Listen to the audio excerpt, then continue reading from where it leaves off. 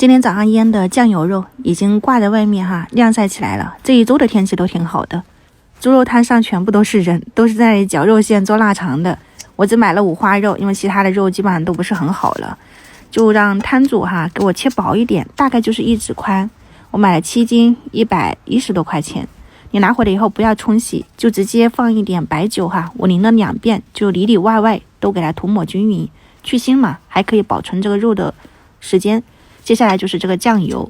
我是参考温州那边的做法，就是调料没那么多。我平常吃的话呢，用的是李锦记的那个薄盐生抽，但为了做这个酱油肉，我是特意买了一个味极鲜，这一小瓶是760毫升的，我没有全部倒完，可能还剩100毫升左右。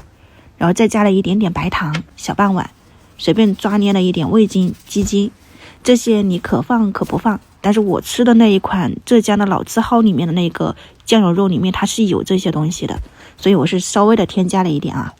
调料就是这些，接下来就重复一个动作，把这些酱汁啊、调料啊都抹均匀，尽量的给它多按摩吸收一下。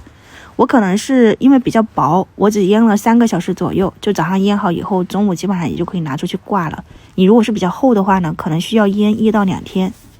然后接下来的话呢，腌好了以后，你就把那个中间戳个洞，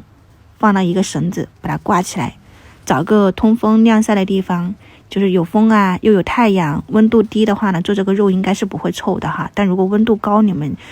现在没有温度高的吧？广东的应该都已经开始做腊肠了呀。这个就挂好了，基本上也就是3到5天的事情，星期五我们就可以拿出来吃了。其实这一些都是给我们家2闺女做的。我现在很少吃那个腊肉或者是这种烟熏的，这个酱油肉的话呢，我觉得还是可以的，比较淡一点哈，没那么的调料。剩下一点酱汁，我把剩下来一点生抽也放在里面了，然后再加一点老抽。明天我订一个那个猪耳朵，先把这个酱汁煮一下哈，我加了一点花椒啊、八角、桂皮、香叶、干辣椒啥的，给它煮好了以后放冷，明天早上就买好的猪耳朵放里面腌一腌，也可以放出去晒了。